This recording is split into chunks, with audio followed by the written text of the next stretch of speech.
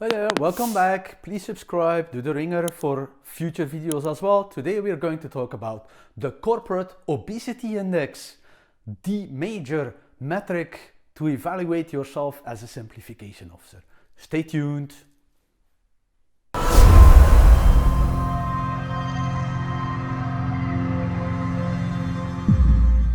So, dear simplification officers, we always need to figure out how can we show the organizations we work with, the people we work with, that we are doing a good job as a simplification officer, yes or no.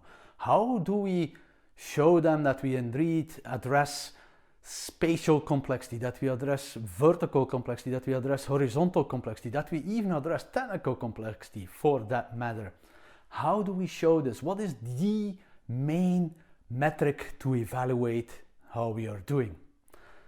The main metric to evaluate if a simplification officer is indeed doing their work well or not is what I would call the Corporate Obesity Index. So what is the Corporate Obesity Index?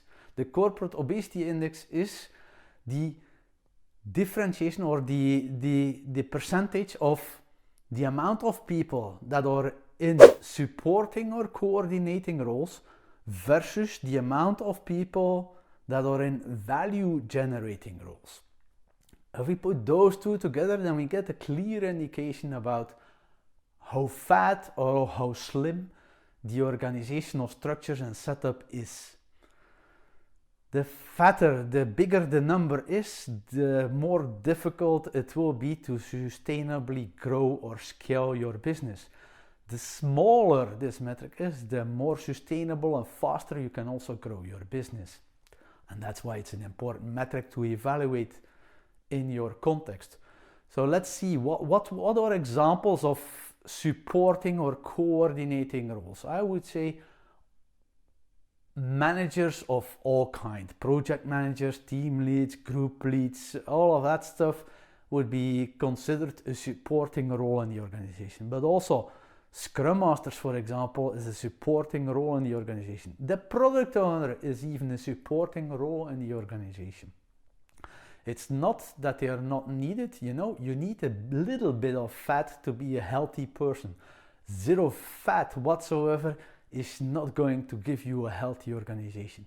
Then again, we need to reduce this to a healthy state, and that's where the Corporate Obesity Index is an important metric to evaluate. What are value generating roles now? Value generating roles is generally the development team in a Scrum setting, for example. It's also the sales team.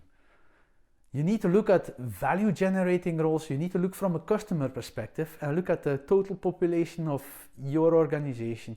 And you say, you know what, if we have a clear value generating, like a software developer, for example, or a salesperson, and you have another role which you doubt if it's now value generating or supporting, then you just say, you know what, we remove a bit of the other value generating, so we remove a bit of software engineers, or we remove a bit of salespeople, and we do a little bit more of this role we want to evaluate.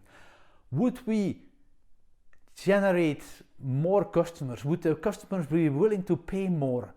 If the answer is yes, then most probably it's a value generating role. If the answer is no, then most probably it's not a value generating role, it becomes a supporting role. So to give you an example, if we want to validate the project manager, for example, if we now say we remove a bit of the software developers or salespeople in favor of having more project managers, would we generate more value as a business? Then the answer is clearly no. So it's a supporting role, not a value generating role. So those we put on top of each other, and then we have a nice indication of the Corporate Obesity Index. And this is a great one to focus on. Let me give you two examples. The first example I want to give you is Base Company. The case study has been published on less.works, for example, also on the colearning.eu website. So if we look at Base Company, when we entered as a simplification officer, they had double PMO structures. They have lots of managers, I think 5-6 layers or something like that.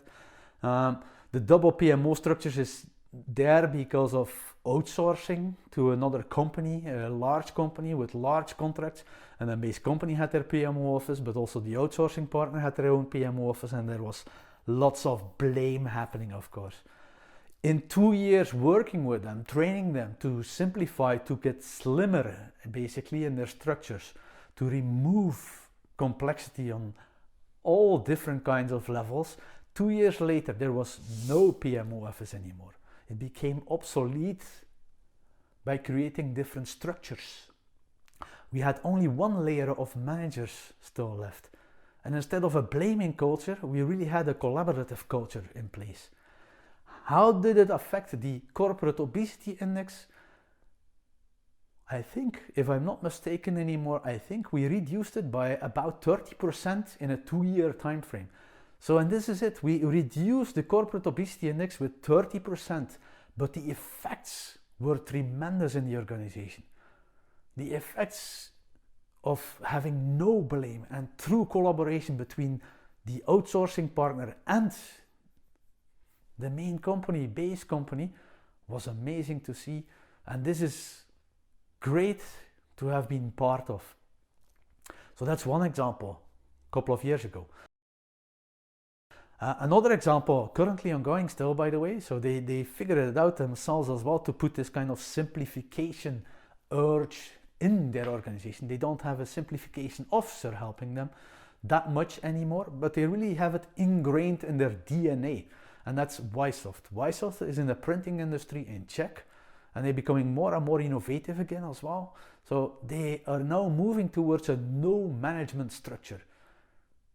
They also don't have this kind of separate architectural departments anymore. They have removed lots of those coordination roles in favor of growing more teams. And they are rapidly growing more teams, value generating roles.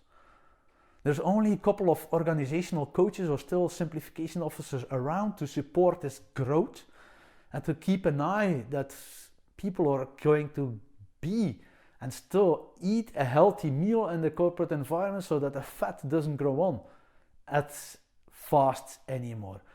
If I look at Ysoft and then I look at what would be their corporate obesity index, then I can already assure you it's going to be very low.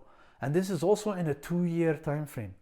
So if I look at the benefit of a simplification officer in an organization, then I think this is great to evaluate and see in real case studies I've been part of as a simplification officer, that in a 2-year time frame you can really get to a healthy state, still having bits of fat but not that much anymore. And then look at Ysoft, grow tremendously. I hope this might trigger you, and at least it would be nice if you could go into your organization and post some comments with what in your organization would be the current Corporate Obesity Index. And what is your aim towards the future? Go and simplify. For organizations that endure, simplicity will bring its own rewards. See you next time. Please subscribe to the channel, do the ringer. Pretty sure you will find some more interesting information coming up on how to simplify. Bye bye.